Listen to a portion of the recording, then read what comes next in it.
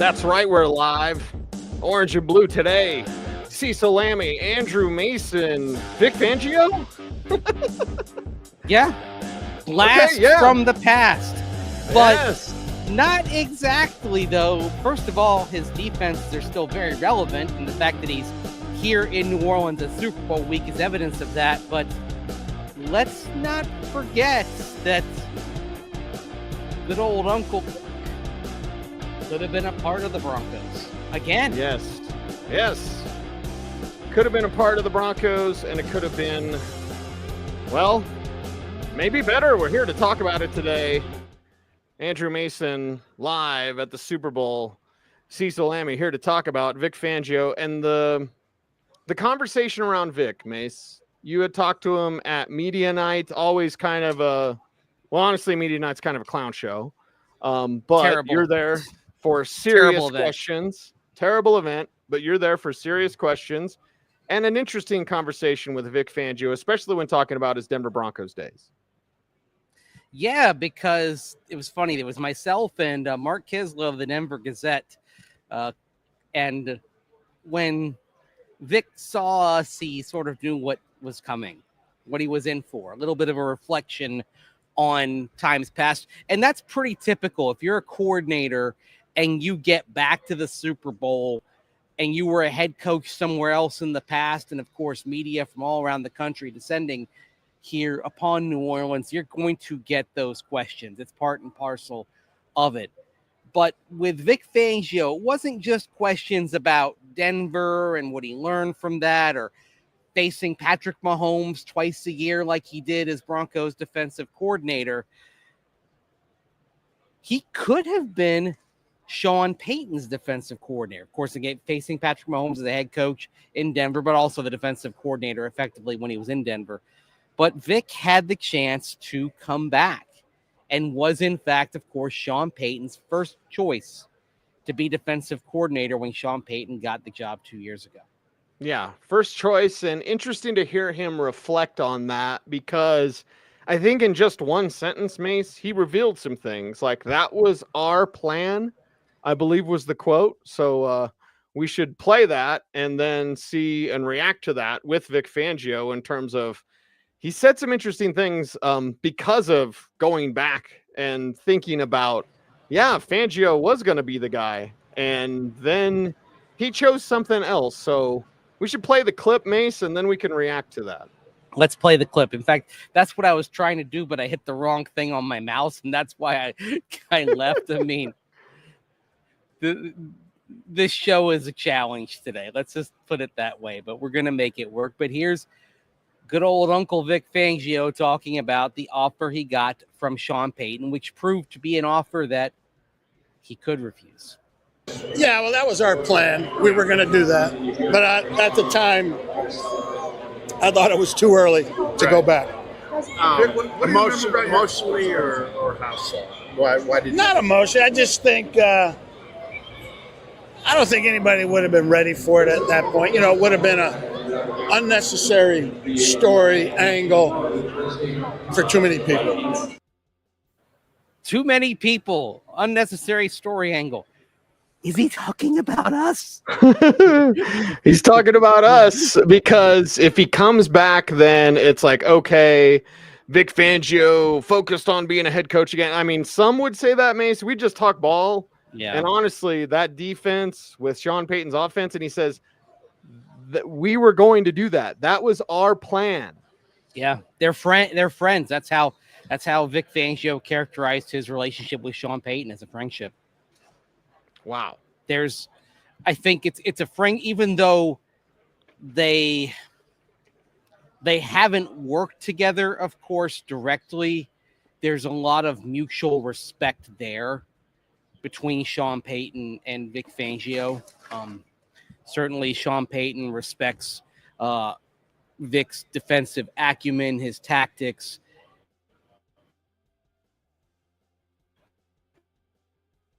And coming into this, and we'll get more into this. I'd be kidding. Yeah. I just disappeared, didn't I? No, it just froze up. Oh. But I would say this, the Dome Patrol Like the time with the New Orleans Saints, separate times, Mace, but yes. dome patrol for Vic and then Sean Payton's offense. Man, that would have been a beautiful combination, man. Yeah, but I think really it's more about right now. I mean, his defense is number 1 in the league. What I was saying is, if we get into the Super, we'll discuss more about the Super Bowl later on in the week. But usually, you get to the Super Bowl and a great defense like that wins. And Vic Fangio's defense has been astoundingly good this year. Maybe the best that he's ever had at the age of 66. So when you look at the Eagles and their success, it is fair to say, okay, if Sean Payton had got what he wanted and Vic Fangio had looked past the awkwardness of returning to the place where he'd been a head coach just a season earlier. See, that's the difference. Like, it was like Sean Payton, after he went through Vic Fangio, went through some other candidates, he still decided to hire a former Broncos head coach. He just had to go back a little bit further to get to Vance Joseph. And there wasn't as much awkwardness there, because by the time VJ came back, how many players were left, right? I mean, just on the entire roster. I mean, at that moment, I believe it was Brandon McManus and Garrett Bowles and Cortland Sutton, Josie Jewell at the time, right? Justin Simmons.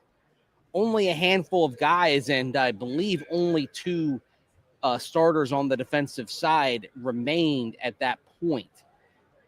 Vic Fangio would have walked back into a situation where probably about half the team knew him as a head coach, and now here he is 1 level lower as a defensive coordinator. So I don't think it's just like the story and all that. I think it's just walking back into a building where you had the higher level and you're a step down. And it would have created, certainly, I think, some awkwardness, and it's part of why I think he thought better. He thought better of it in his mind, and then turned it down. Of course, he went to Miami and was there for a year, but that didn't really click, even though they had a top 10 defense. And then he went to Philadelphia, and it's working wonderfully. Although I would say this, and this is why I think it's interesting to say, okay, what kind of success would the Broncos have had with Vic Fangio? Eagles defensive personnel, Broncos defensive personnel. Who would you rather have? Eagles. The Broncos have the single best player on either defense, of course, in Pat Surtain. The Eagles have every level. Philadelphia is stacked at all 3 levels. Mm-hmm. There is not a weak position group on that Eagles defense. It's a huge part of why they're here. And in particular, with all respect to the Broncos defensive line, which is markedly better than it was certainly in 2023, doesn't stack up to what Vic Fangio is working with in Philadelphia right now. No, not at all. And Vic Fangio with that defense, with young corner play, safety play, they have inside linebackers. One, in fact, might be a Denver Bronco next year. They have defensive line talent. They have edge rushers. They've got it all. And now they've got a chance to win the Super Bowl against Pat Mahomes. So Vic Fangio, a lot of talent in Philadelphia, talent in Denver as well. And, man, I would have loved to have seen it. All due respect to VJ. And we know VJ comes back, Mace, because everything's different, right? Ownership is different. There's no more trust. There's no more John Elway kind of getting in VJ's way. When VJ was a head coach, Elway didn't give him much power. So VJ can come back, and it's a different story. It's more time away. It would have been a little bit, more awkward for Vic.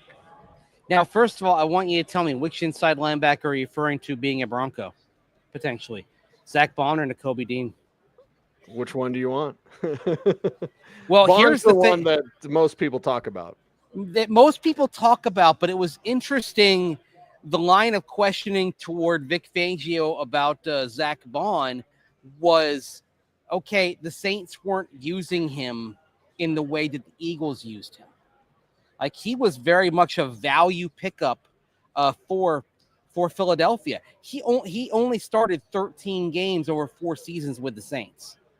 And, of course, the first 2 seasons were with Sean Payton, 7 starts, 32 games played, which is why I'm not sure Zach Bond, would he want to come back with Sean Payton? That's the thing. I mean, Sean Payton likes his guys, but you could argue that the Saints weren't using him in the way that he proved to be worthy of being used.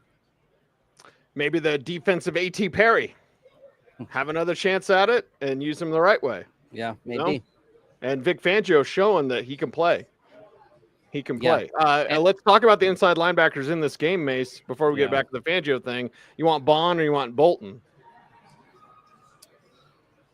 Bolton's the one, even though I'm not sure you're getting peak Nick Bolton compared to where he was when he first came in. Nick Bolton's a problem. And in fact, Fangio last night didn't mention Bolton's name, but when he talked about things that kind of went wrong in Denver, he referred to that Chiefs game in the fourth quarter when Bolton got whiffed by Albert Okwuegbunam and Melvin Gordon had no chance on the play because, Melvin barely got the handoff before he got tackled, and it was a fumble, and it went all the way in the other direction. But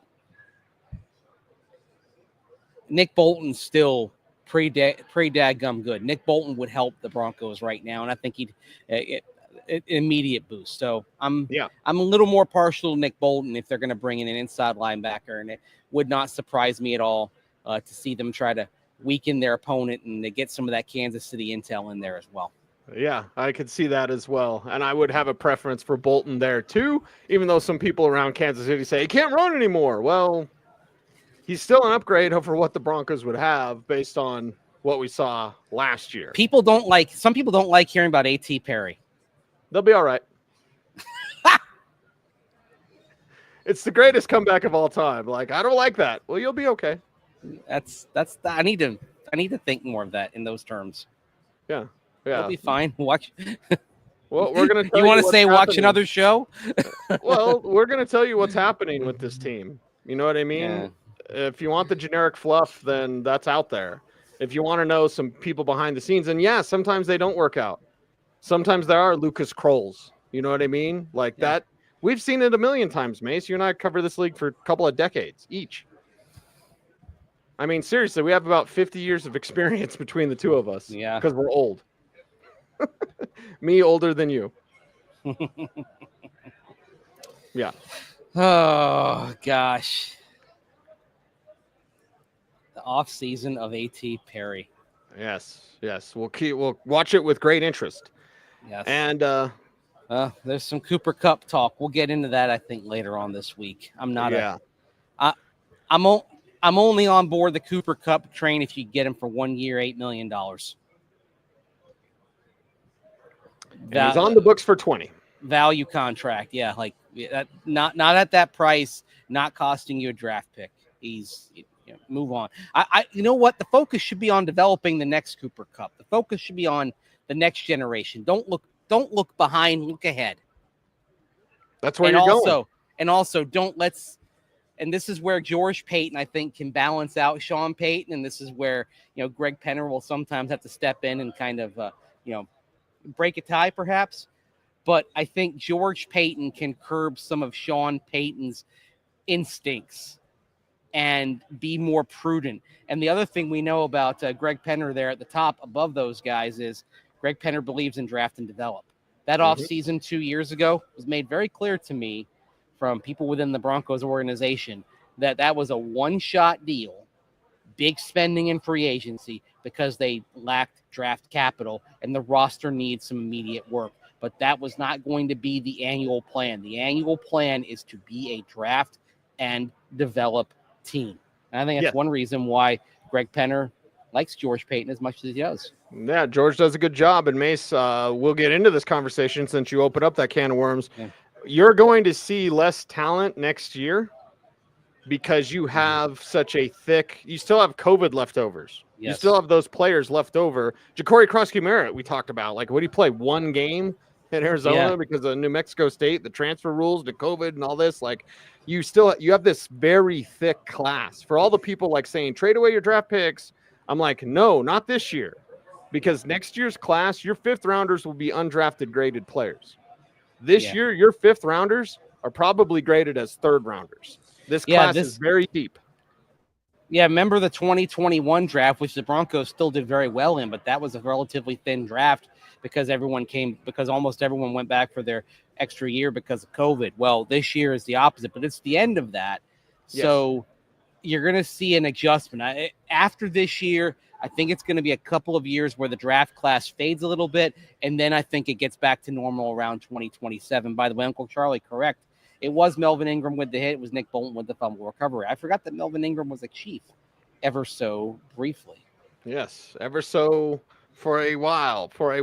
Vic Fangio, what else did he say? I thought he had another quote, Mace, right? Don't we have another clip from Coach Fangio? We got another couple. We got another couple of them here, and as soon as I do one thing, I'm gonna cue it up here. So, basically, what's happening is I'm running the show today on the back end. You've got the power. I've got the power. Dun dun dun dun dun dun dun. Oh, anyway, so I've got the power to decide when we're going to run the clips from the Vic Fangio thing. Let's actually focus on looking back, because can we first of all say the Broncos defense would have been better with Vic Fangio as coordinator the last 2 years?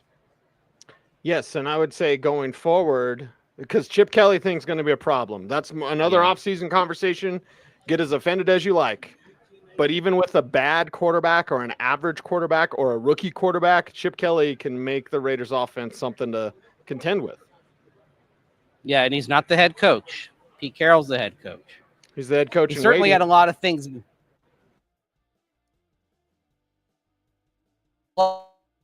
Francisco 16, but did I freeze again? Yeah, it or froze did you up. Freeze? It got watery. Oh man, I'm hardwired in, baby. Yeah, well, that's the problem here. It's New Orleans internet. New Orleans internet is very sketchy. Cox internet in New Orleans. Yeah, there's a joke there, but I'm not going to make it. It's a family show. It's a family show, Mace. But yes, the defense would have been better for sure. The defense with Vance Joseph compared to Vic Fangio, the Vic Fangio defense would have been better. Would have not been what you got there. This mouse here. So there's a button on the side of it here. Okay, yeah. And fancy pants. I keep hitting it, and it takes me back a page, which is why when I hit it to cue up the video, I'm about to hit the mouse, but then I hit this, and I end up leaving. That's when that's what caused that problem. Toby says Vic can't cover tight ends.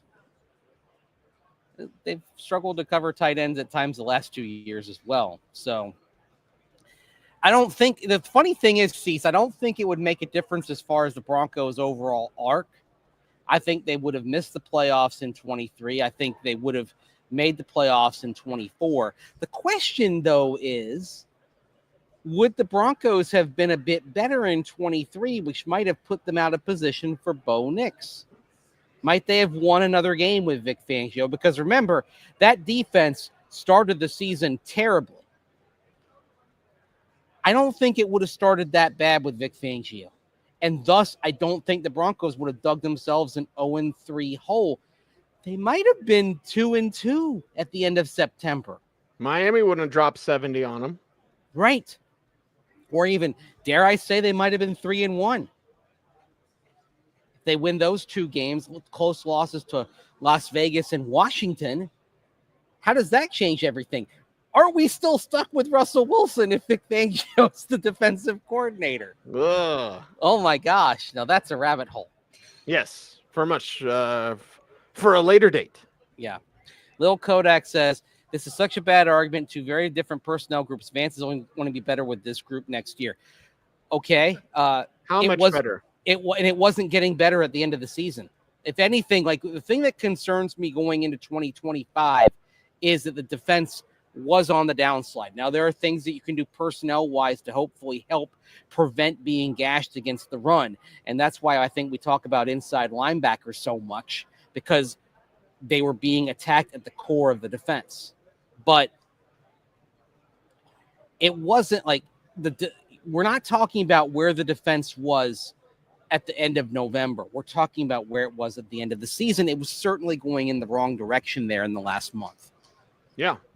So 2 different personnel groups, sure, yes. But then with Vance Joseph, I'll say this, and I've said it on the radio, Mace, but I'll say it for here as well. How much more do you need? You're not going to have everything. You're not going to have every single thing. You're not going to have 11 great players. You're going to have to get by with Devin Key at safety sometimes. And so when we both like Vance Joseph, that we're not against Vance Joseph at all. But I will just say this, in the NFL, you can't get everything.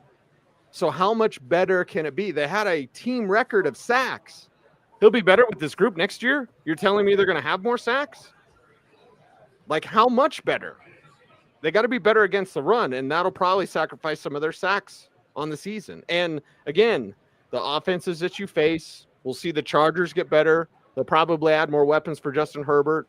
The Raiders will be better, regardless, even if it's Marcus Mariota at quarterback, which it may be. And then who knows with KC based on, is Kelsey going to retire? But like this whole VJ is going to be better stuff. I'm like, okay, that may be true, but is it 5% better? Is it 1% better? Are they actually not better next year?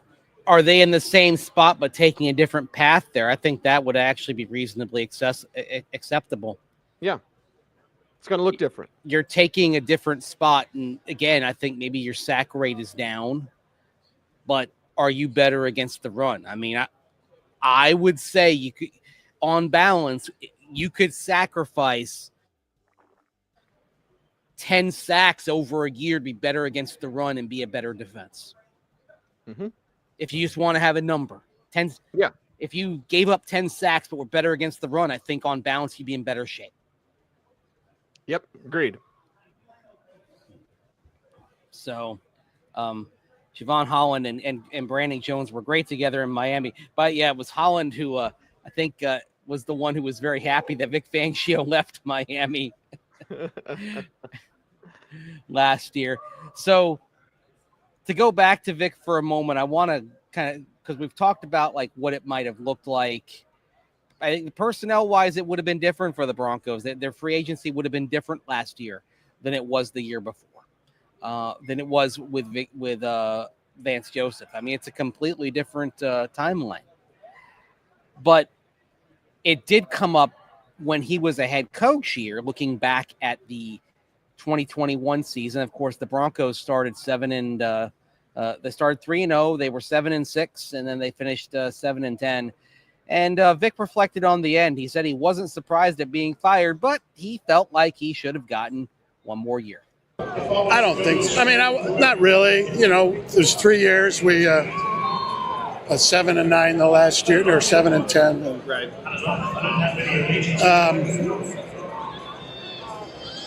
I mean, in retrospect, they probably should have. So.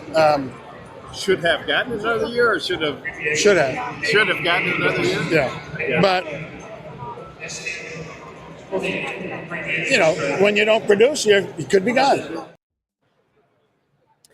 The conversations that maybe were had that I was part of last night, texting over and otherwise with people, reflecting on that time. They probably had to fire Vic Fangio from a public perspective. Remember, at the end of that year, no shows were above 10,000 a game down the stretch. Clearly, there appeared to be some apathy setting in even before that 4-game losing streak at the end when they bowed out of playoff contention.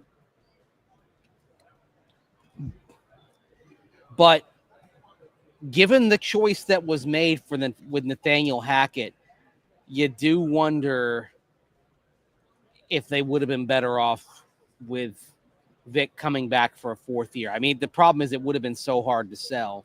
What would you have done at quarterback? Might Teddy Bridgewater have been back? Well, Vic did point out last night they were 7-5 in 2021 in games Teddy Bridgewater started and finished. So, of course he did. He loved Teddy. Of course he did. He loved Drew's birthday too. It is. Gosh. Hey, it's Teddy's birthday, so wish him a happy birthday. And then Mike Kliss, it's Drew's birthday too. It is. I should have that clip ready. Like That should be a sometime. Simpsons. That should be like a Simpsons clip, right? Someone on it's NFL Simpsons make it happen. Or it's like it's actually more of a Curb Your Enthusiasm type thing, isn't it? I mean, when he says that, you can almost hear dun dun dun dun dun dun dun dun. It is. It is. It is. It's Drew's birthday too. Oh gosh. Mike says Vic had zip at quarterback. I mean, Teddy was the best one he had. I think that's clear. The funny thing is people out there still arguing that Vic did Drew Lock wrong. I mean, that's the biggest load of crap I continue to hear. Vic did not Drew Lock wrong. I mean, for starters, Drew Lock and the quarterbacks did Vic wrong. By all they had to do was be honest. When the contact tracer thing, all they had to do was be honest. That was the thing. It was trying to the subterfuge, as was reported, the subterfuge in trying to mislead NFL and team investigators. That's what caused the NFL to say, you're playing that game against the Saints. You're going to put out a quarterback.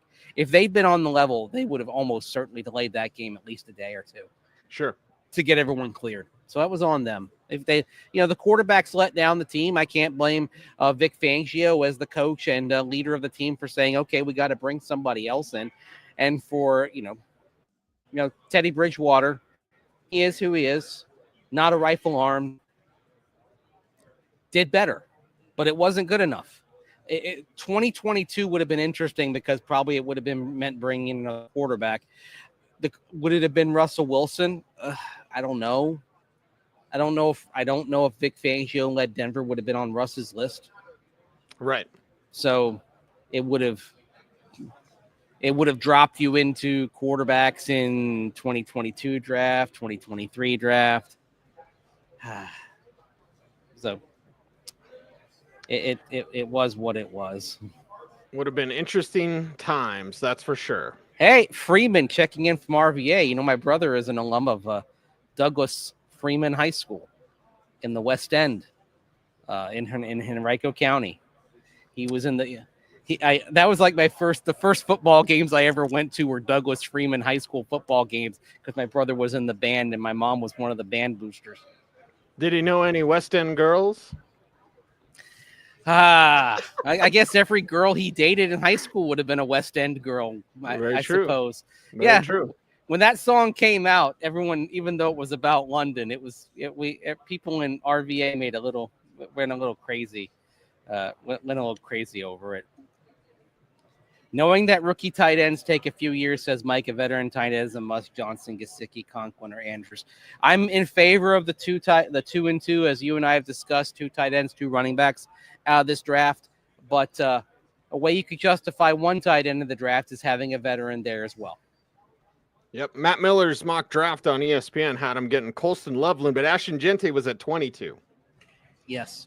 And they got Caleb Johnson in the second. I don't know that they would pass on Gente if he's there at 20.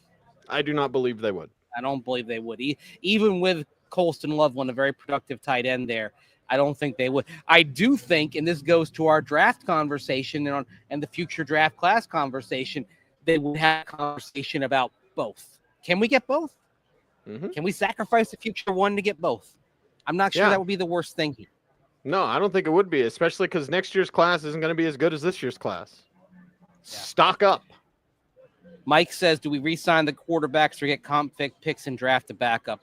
I think they'll bring one of these 2 back. One of Jarrett Stidham. Probably Stidham. And Zach Wilson back. I think Zach will probably have some opportunities to where maybe he could compete for a starting job. I think Stiddy kind of at this point knows his role, and what you are looking for is steady, don't rock the boat back up there. Yeah. So we'll see. Let's go back to that. We were teasing it earlier. Let's play another Vic Fangio comment because I thought that this is more bigger picture, but it was a little bit existential because he did talk about Philadelphia being, in all likelihood, his last stop in a 4-decade coaching career? Nah, this is probably my last job coaching in Philadelphia.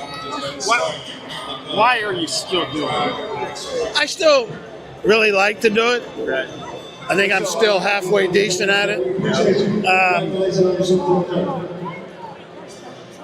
But there will come a time where, yeah, it's the hours, for 6-7 months of the year, especially this year. But these last month is enjoyable. But yeah, just the grind of it. Remember, he didn't get his Broncos shot as a head coach until he was 61. And I know that was something that a lot of people talked about at the time is, what is his ceiling as a head coach and why didn't he get a job until he was 61? Which I think is a little unfair. Yeah. I think there is sometimes, I think there is ageism. It's a thing. It's actually why on some level, I like the fact that we're sitting here talking about Pete Carroll getting a shot at the Raiders, although maybe I don't like it so much with the Raiders because he is going to make them better. He is a very good head coach. Pete does know what he's doing, but it's nice to see him back in the game because clearly I think he had something left to give when Seattle moved on from him. And it was probably time in Seattle because he'd been there 14 seasons. It was probably time. But now he's back in and he's going to be a problem. You say Chip Kelly's going to be a problem. Pete Carroll's going to be a problem. Oh yeah, change the culture like that. Yeah. And by the way, speaking of the Raiders, I want to give a shout out to somebody I've known for a long time. We've all known. That's Mark Fuse, who's been with the Broncos since 2009, but he is getting a little bit of a bump up. He was a VP with the Broncos. He's moving on to a different role with the Raiders. Really kind of an incredible story on Fuse because he came aboard with Josh McDaniels back in 2009. He'd known Josh McDaniels since, I believe, high school, too. We're there from Northeast Ohio. And when McDaniels got fired, I think everyone around the Broncos thought that Fuse would be out the door with him. And he had to kind of reset himself, reset his career, and almost kind of worked his way back up the ladder again with the Broncos. I mean, he was kind of, doing practice gopher type stuff. He to this day, actually, he would still throw passes to receivers at the start of practice as part of his job, but he didn't really have to do it anymore. He did it like being around the guys and around the team. But he steadily worked his way back up behind the scenes in Broncos football operations and kind of proved himself to be somebody who was a terrific executive in his own right and not just somebody who was there because Josh McDaniels knew him and brought him aboard. So it'll be missed around the Broncos, but it's good to see him kind of take a step. And, now, I mean, you talk about George Payton having a tree. He was worked for George Payton the last few years, and now he's with the Raiders. And, of course, Aaron Moody moving on, and now he's with the New York Jets. Are you concerned, though, about any kind of a brain drain with the Broncos yet? I'll ask you I think you should be, for sure, because you could lose a couple, but losing as many as you have, there's resources. Everybody in that building's a resource, and you're losing resources to division rivals. Because you've lost, of course, on the football operations side, you've lost Mark Fuse to the Raiders. You have lost Darren Muji to the Jets. And David Shaw going back into coaching leaves from his role as a personnel assistant to go to the Detroit Lions on their coaching staff.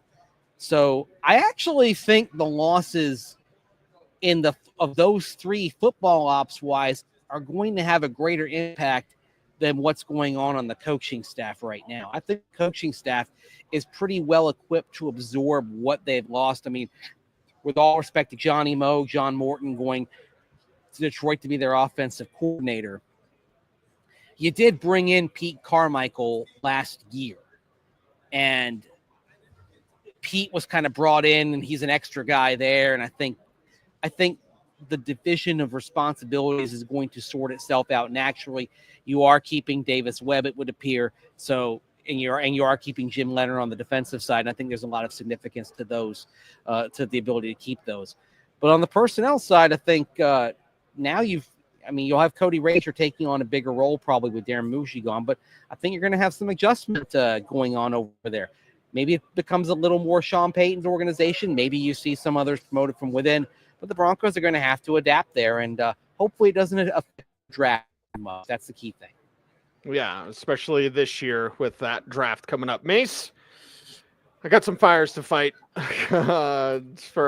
Just know today's show was challenging to get going. So we appreciate everyone out there for patience, but I got to bounce so I can fight more fires behind the scenes.